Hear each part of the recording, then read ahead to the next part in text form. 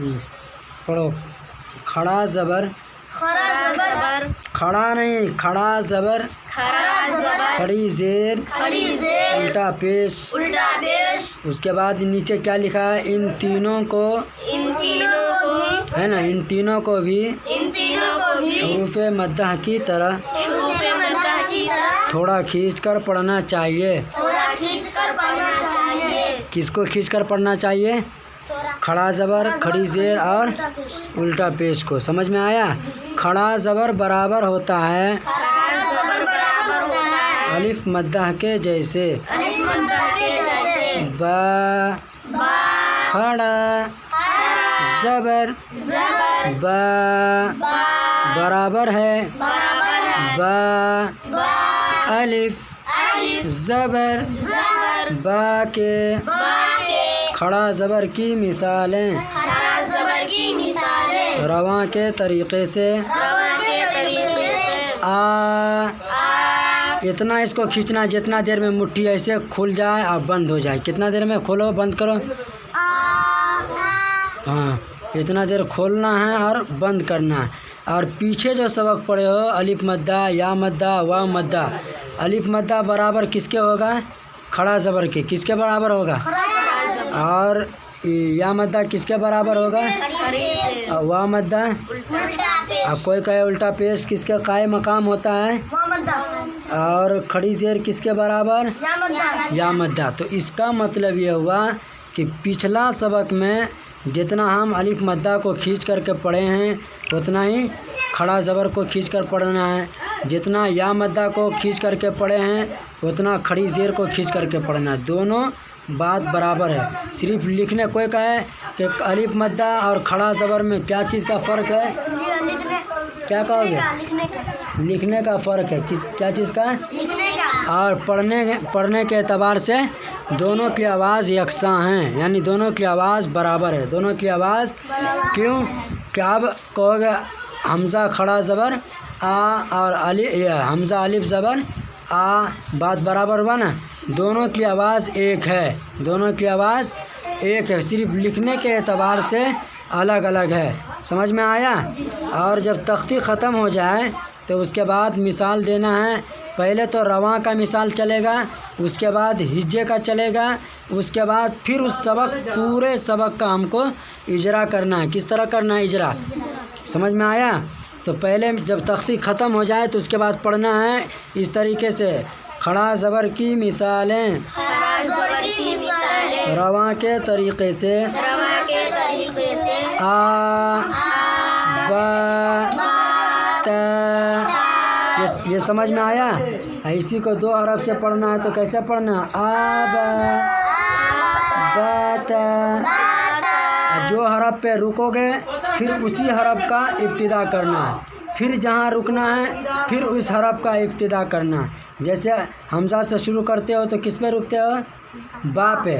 और फिर बा से शुरू करना है, किस पे रुकना है? फिर ता से शुरू करना है, किस पे रुकना है? उसके बाद इसका फिर मिसाल दो। जब ख़त्म हो जाएगा तब फिर मिसाल दोगे हिज्जे का। खड़ा ज़बर की मिसालें हिज्जे के तरीक़े से हमज़ा खड़ा ज़बर आ। समझ में आया? उसके बाद इसके अंदर जब नीचे जब पढ़ लोगे मश्क। क्या है? मश्क। अब ऊपर में तो था अलग अलग हरफ और नीचे मिला हुआ हरफ है। क्या है? मिला हुआ हरफ। तो ऊपर वाले सबक को मुफरदात कहेंगे और नीचे वाले सबक को मुरक्कबात कहेंगे। समझा ना? क्योंकि उसमें कुछ हरफ मुरक्कबात अलग अलग है और कुछ मिला हुआ है। उसके बाद चलो तो रिजवान पढ़ा तो आदम।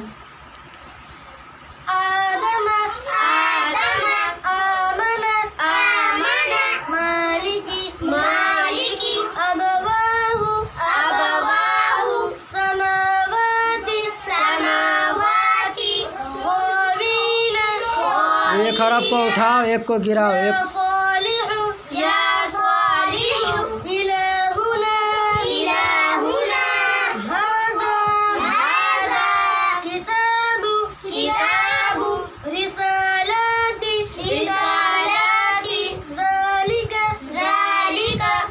अब इसी का उल्टा पढ़ोगे। कैसे पढ़ना है?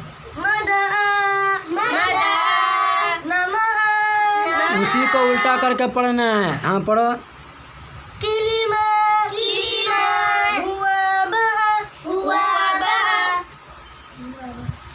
हिवामासा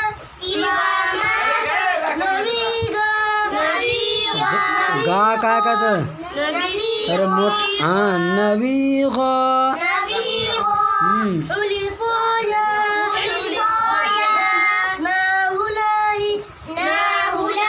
नाहुलाई उसको बना ज़हा। बुताकी तिलासारी कलिदा समझ में आया? इसी का उल्टा इसी का सीधा, समझ में आ रहा है? उसके बाद पूरे असबाक को इसी तरह पढ़ना है। उसके बाद दाएं से पढ़ो, बाएं से पढ़ो, ऊपर से पढ़ो, नीचे से पढ़ो। उसके अलावा इस सबक के अंदर इसका मतलब खड़ा ज़बर, अब इसी का इजरा करना है। तो इजरा किस तरह करना है? इस तरह आदम हमज़ा के ऊपर खड़ा ज़बर है। खड़ा ज़बर बराबर होता है किसके बराबर होता है? हाँ खड़ा ज़बर बराबर होता है अलिफ मद्दा के जैसे। इसलिए खड़ा ज़बर को एक अलिफ के बराबर खींचकर पढ़ेंगे। मारूफ पढ़ें, मजहूल आवाज़ से बचें। जैसे आ। उसके बाद दाल और मीम का करना है। किसका? तो जिसका इजरा करना है उसको पढ़ो। आदम। अब आ का तो हो गया इजरा। अब दोनों हरफ के ऊपर वही एक ही हरकत है। दोनों हरफ के ऊपर एक ही हरकत है। तो अब दोनों का एक ही साथ करना है। इन दोनों हरफों के ऊपर ज़बर की हरकत है। ज़बर की हरकत को जल्दी पढ़ें। मारूफ पढ़ें, मजहूल आवाज़ से बचें।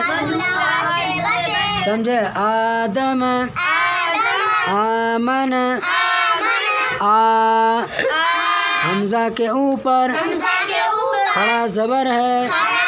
खड़ा ज़बर बराबर होता है अलिफ मद्दा के जैसे। इसलिए खड़ा ज़बर को एक अलिफ के बराबर खींचकर पढ़ेंगे। मारूफ पढ़ें, मजहूल आवाज़ से बचें। समझ में आया? इसी तरीके से पूरा इजरा करना है। उसके बाद इसके अंदर जो है जब भी इसका इजरा करो या इसका रवा पढ़ो या इसका हिज्जे पढ़ो, समझ में आ रहा है? तो पहले जिस हरफ का करना उसको पढ़ो, फिर उसके बाद जिसका हो जाए फिर उसके एक हरफ के ऊपर अगर दो हरफ है जैसे मीम और दाल, दोनों के ऊपर अगर ज़बर हो तो दोनों को एक ही साथ कर देना, इन दोनों कहना। अगर तीन हरफ के ऊपर एक ही हरकत हो तो तीनों को एक ही में कहना। इन तीनों हरफों के ऊपर ज़बर की हरकत या पेश की हरकत या ज़ेर की हरकत। बात समझ में आई? उसके बाद इसके अंदर जो है बताया जितना मेहनत करोगे, समझ में आ रहा है ना? और हर्फ की ख़ास तौर पे लिहाज करना है। गैन है तो उसको गैन नहीं कहना, समझे? न गाफ कहना है। उसके अलावा क़ाफ है, मोटे हरफ कितने हैं? मोटे हरफ कितने हैं? मोटे हरफ मोटे हरफ कितने हैं? उसके बाद इस सबक के अंदर खड़ा ज़बर अलिफ मद्दा के बराबर, खड़ी ज़ेर या मद्दा के बराबर, उल्टा पेश व मद्दा के बराबर। समझ में आया? दोनों को एक एक अलिफ के बराबर खींच करके पढ़ना है। कोई कहे कि अलिफ मद्दा का मिसाल दे करके बताओ, कैसे दोगे अलिफ मद्दा का मिसाल? मिसाल दो अलिफ मद्दा का। अलिफ मद्दा का मिसाल हाँ। उसके अलावा अब अगर कोई कहे कि वाह मद्दा कब होता है, क्या कहोगे? वाह साकिन से पहले ये शोर दो वाह मद्दा होगा। वाह मद्दा को एक अलिफ के बराबर खींच के पढ़ेंगे, मारूफ पढ़े और मजूल आवाज से बचे। आप सीधा 150 रुपये घंटा लगा